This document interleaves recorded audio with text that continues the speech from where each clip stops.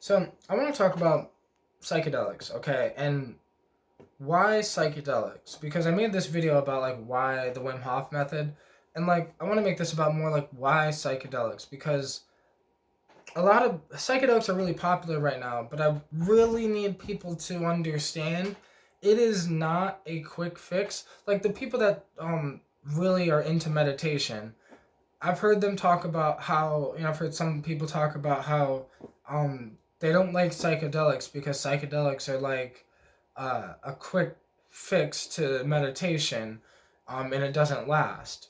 And I really think everyone misunderstands this shit.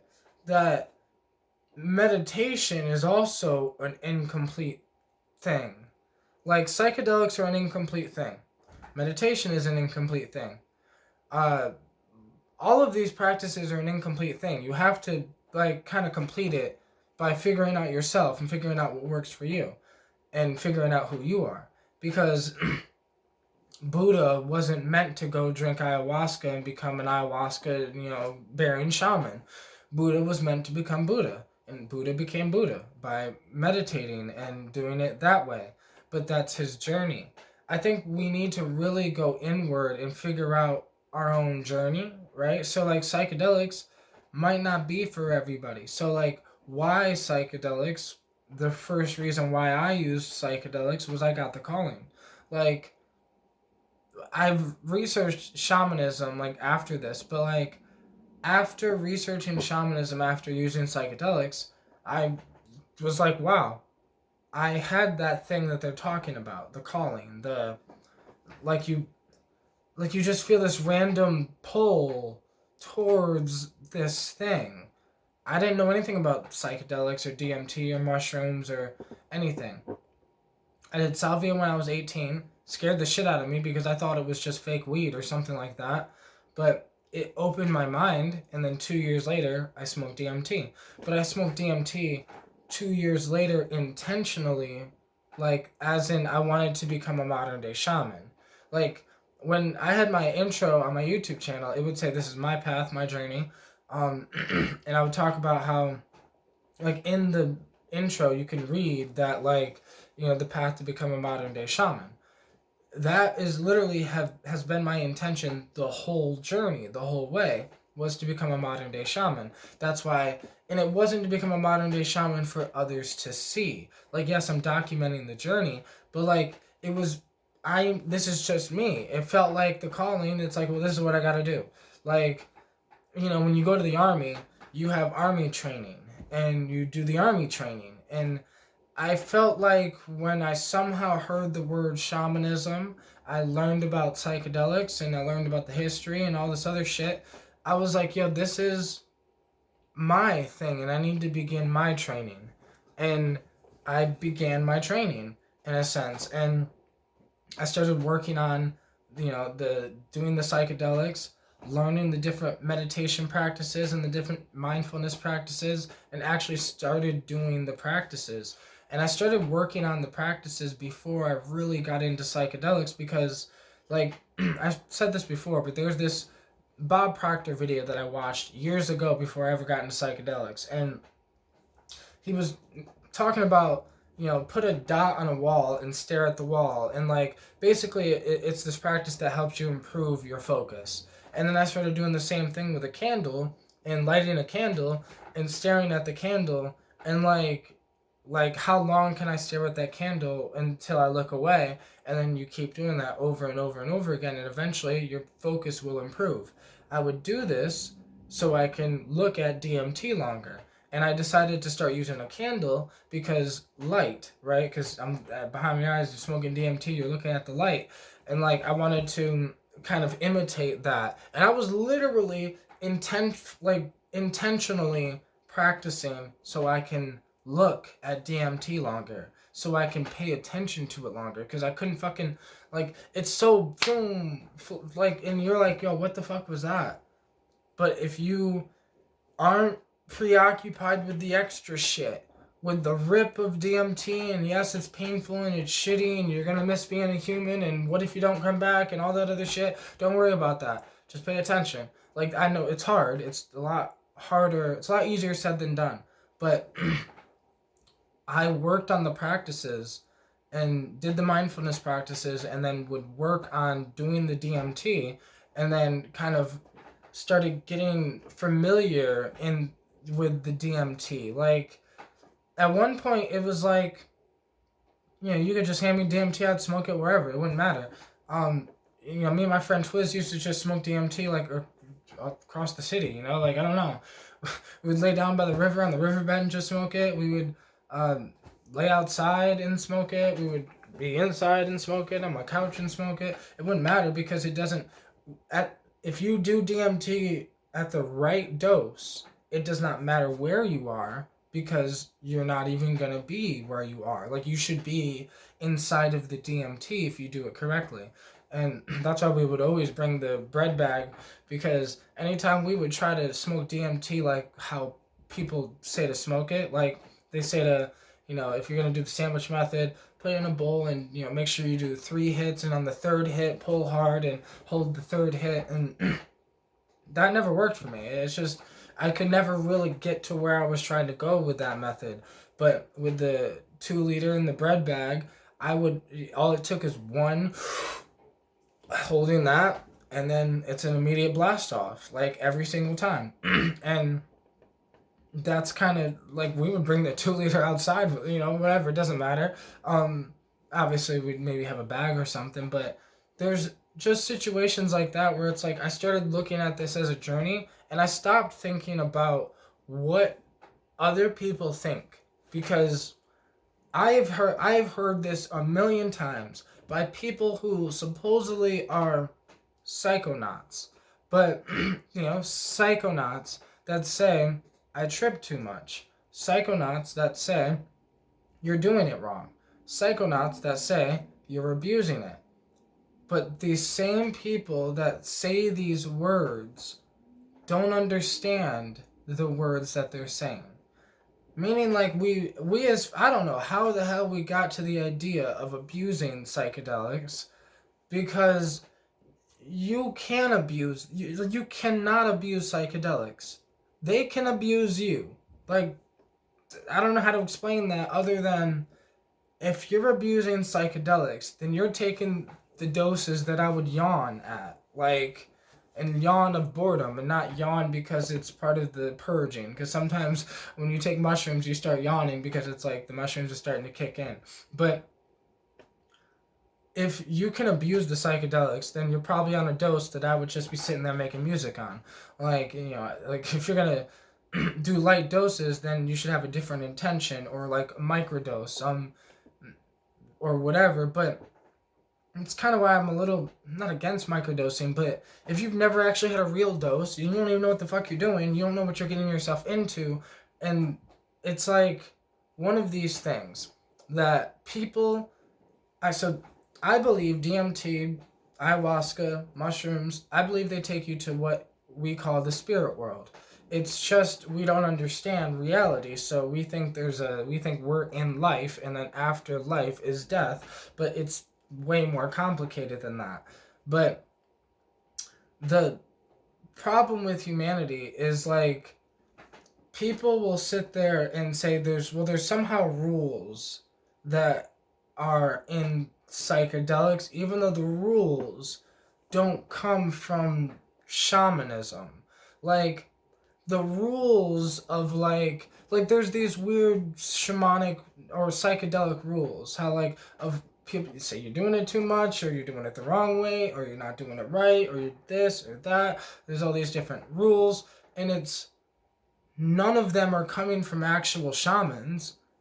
All of them are coming from westernized people who live in a westernized world, who have a westernized mind, who really, it's all just coming from fear. Like, to me, it looks just like fear. Like when somebody says, you shouldn't do psychedelics, I'm like, whoa, why? Like, why? Nobody can give me an answer, because I'm fine. It helped to change my life forever. Like, I'm more connected to this psychedelic thing than I could ever explain.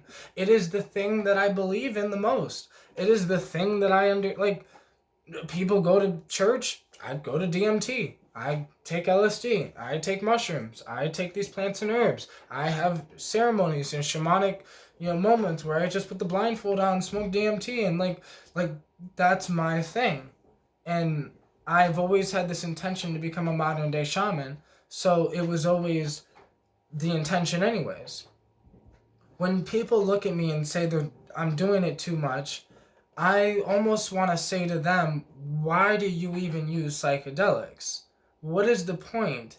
If you're only doing it twice a year, I mean, I get it. People say, you should only do psychedelics twice a year or 4 times a year or 6 times a year or whatever.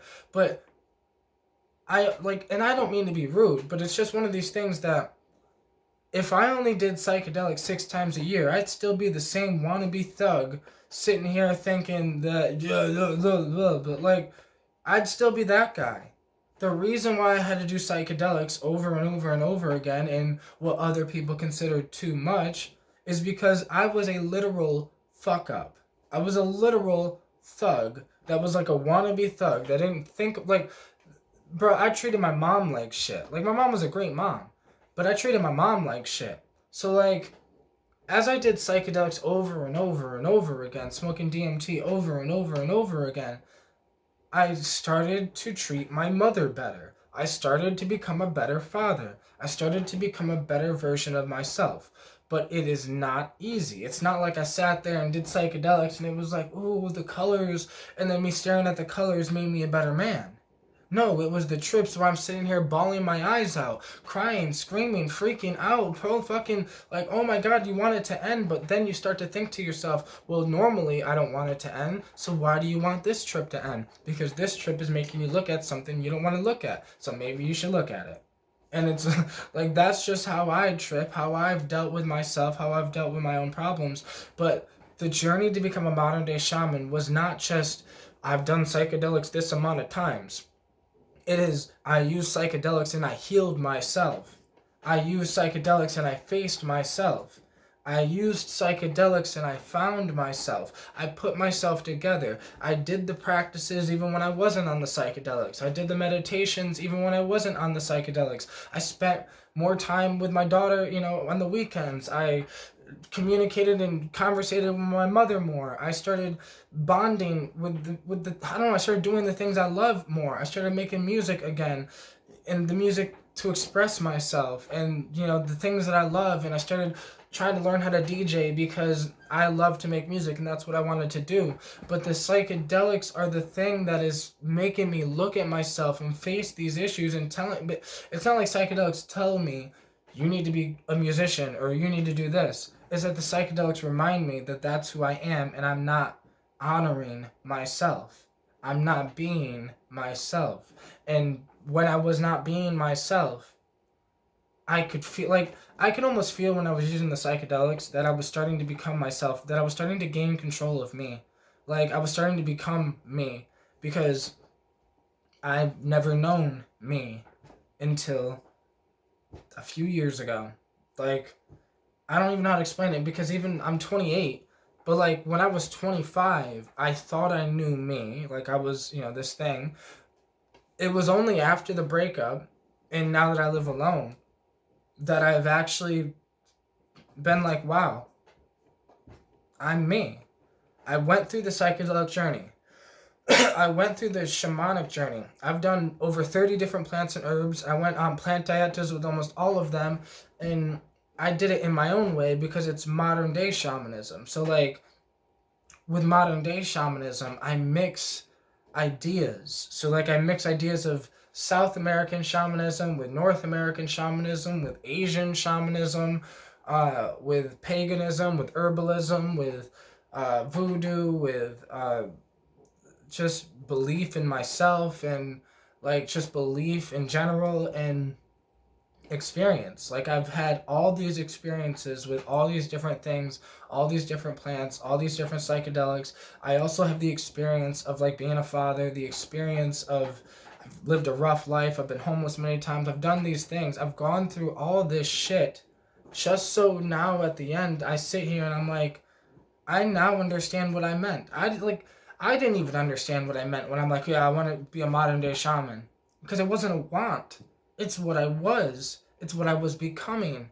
but I didn't even realize it until the psychedelics got involved. Like, I was homeless and doing all this shit before the psychedelics, but it was always me just growing and learning certain lessons about life and myself and how far I can be pushed and how strong I really am and all these things, right? Because the plants, it's not like the plants heal me. It's not like the psychedelics heal me. They showed me what to do to heal. And then I had to put the work in. I have to do it. It's not like they, make me like, oh yeah, the psychedelics helped me be me. Like, no, they didn't make me be me. They helped me be me. And they didn't force, they didn't like say, oh, now you're a better person. Now you're not no longer a wannabe thug. No, they remove the construct of anything. Like, you do a high enough dose of psychedelics, it doesn't matter if it's DMT, mushrooms, ayahuasca, even LSD. If you take a 10 strip on a tolerance break, you will experience this experience of being consciousness without you, like without your ego, because they call it an ego death. But what an ego death really is just you without your ego, without your human memories, maybe, or maybe you'll forget, or maybe you won't even be in your body and you'll forget that you had a body, or maybe you'll forget your name, or maybe you'll forget who you are, or maybe whatever. And the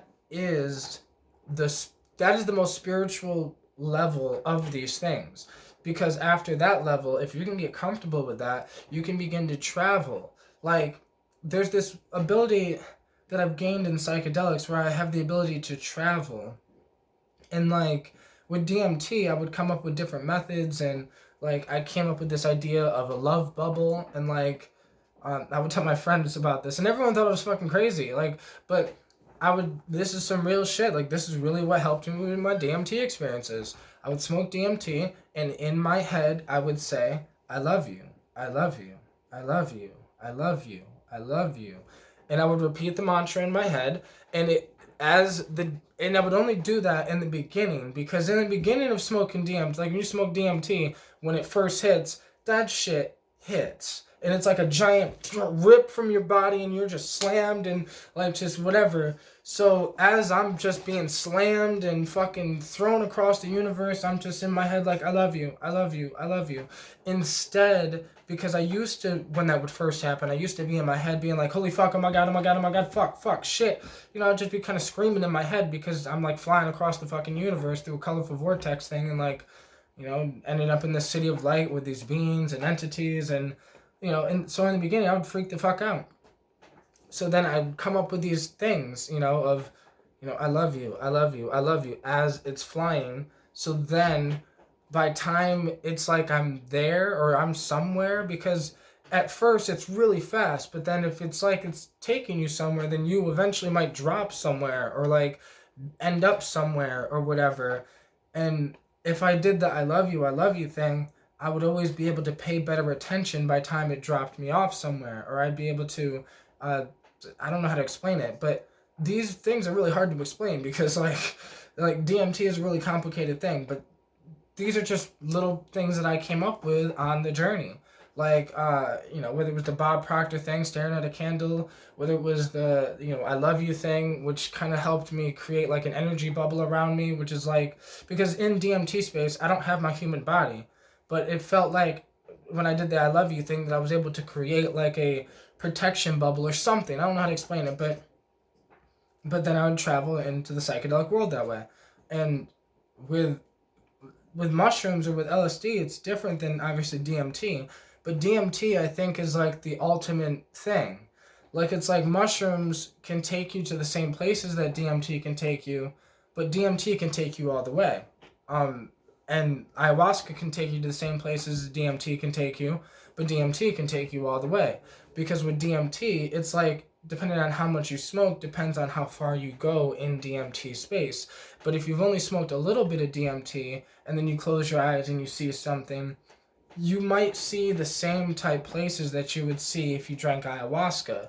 But if you smoked high doses of DMT, those are places that you can't get on ayahuasca unless you take extremely high doses of ayahuasca.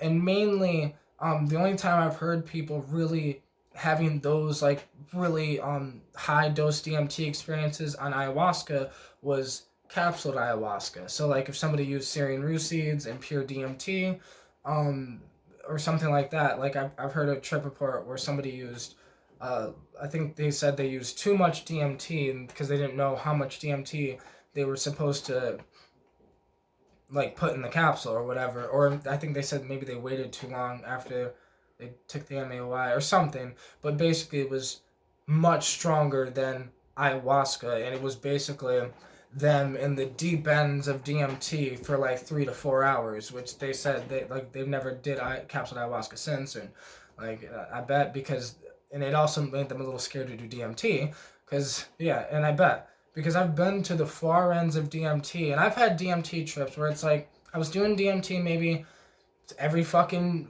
for like a month straight, right? Maybe or whatever, and not like all every day for a month straight, but I would do DMT pretty often, back in like 2015, 2014, 2015.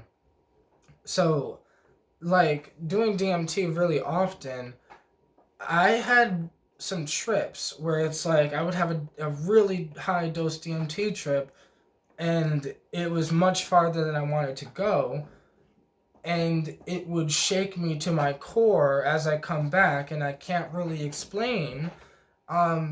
But it would shake me to my core to the point where I wouldn't smoke DMT for months.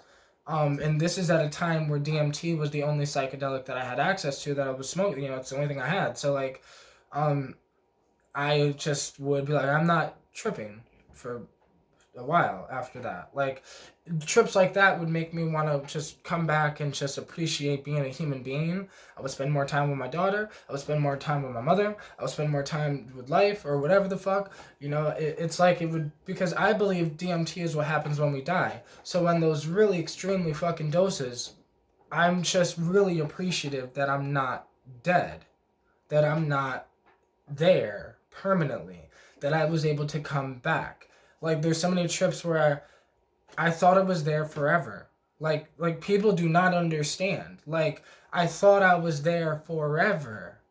And then you come back and you're just bawling because like you're like, oh my god, thank God, like thank fucking God, like, and like I don't know, maybe this is why I don't do DMT anymore, right? I haven't done DMT in like 2 years, but like even when I did DMT 2 years ago, I didn't really smoke high doses of it like I used to, because after, some trips they just leave you with knowledge that you kind of can't explain, but you can't get rid of either. And you can't unsee, and you can't unknow, and it's just, yeah. So some of these things just make you enjoy life. But even that is like part of the part of this whole thing for me was truly going in like with no, like it's not about the fear. I'm scared, but I go in anyways, right? It's not normal, but I do it anyways. Even normal psychedelic people tell me I'm doing it too much, I do it anyways, because I have my own personal relationship with this thing. And if somebody is like looking at me, they need to really look at themselves and figure out their relationship with the thing. Like, because a lot of people are just tripping. They're not gaining a relationship with the DMT. They're not gaining a relationship with the psychedelics. They're not gaining a relationship. They're not like taking it seriously. They're thinking, oh, it's just the colors. It's just this. It's just a drug experience. It's just a tool that can help me become a better person or whatever. But I've never, like, even though I know that these things are tools, I've never looked at it like a tool. I've always looked at it like a friend.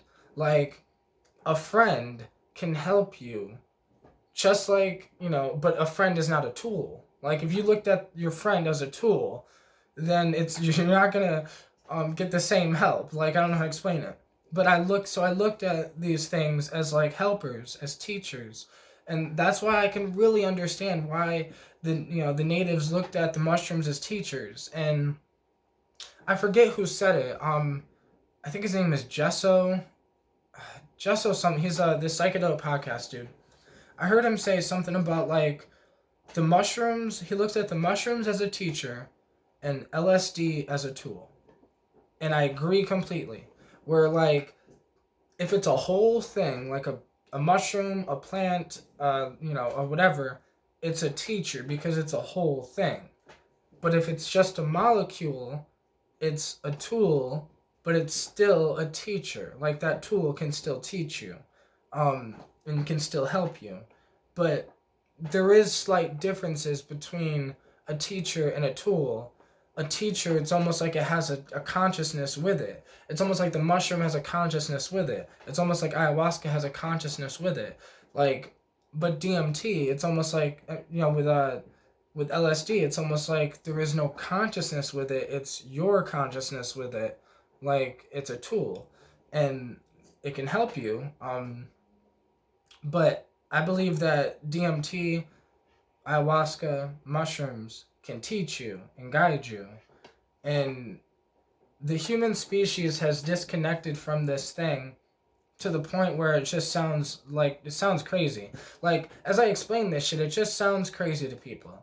I did DMT. Like, before doing DMT, I got the calling. I had to try it. But then I got the calling that I had to practice and train my mind. So then I began to train my mind to handle the DMT, to pull information out of it, to do this thing. As I started smoking the DMT, I would get these, like, visions or ideas of, like, this is what I'm supposed to do with it, and maybe I should talk about it, maybe I should make a video. And then I had a cancer scare, and, like, well, maybe I should try to explain what DMT is. And after I had the cancer scare, I started smoking DMT even more, because I was like, shit, if I'm gonna die, I want to understand this shit. And, like, then it turned out it wasn't cancer, but then I still, like, this whole fucking thing was crazy, bro. And it's been a fucking wild 8 years, and it's almost been like 8-9 years now. And yeah. So, I don't know, I can go on for days and days and days. I'm almost like 30 minutes into this video, but I don't know how to, like, even end it, or, like, where to go from here. Because, like, I don't really want others to do what I did. I just want others to understand that if, like, you get the calling, you get the calling, but follow your soul. Don't follow humans. Don't follow gurus. Don't follow shamans. And don't even follow modern day shamans. Follow your soul.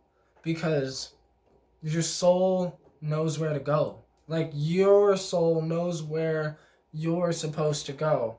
It knows the path that will make you feel more complete. It knows the path that will make you the best version of you. It knows.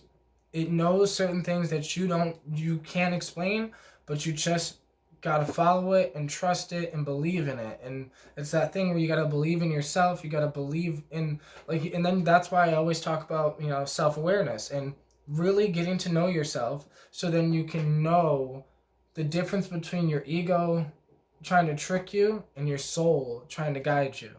And, like, you just kind of got to figure it out, right? And do the thing, because modern day shamanism is, like, about doing it your way. Like, it doesn't have to be about psychedelics. It doesn't have to be whatever. But it could just be about using plants and herbs to help you, using meditation and all these different practices and mindfulness practices, maybe the Wim Hof method. But, like, psychedelics are there.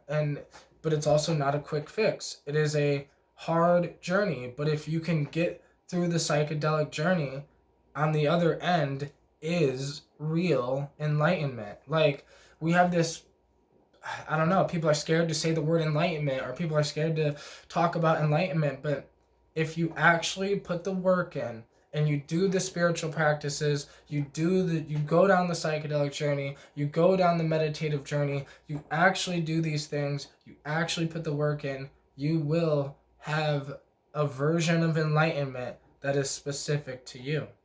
And, it's your greatest version, basically. And, yeah, but yeah, like I said, I can go on forever and ever, but thank you guys for watching. Y'all are fucking awesome. I appreciate y'all.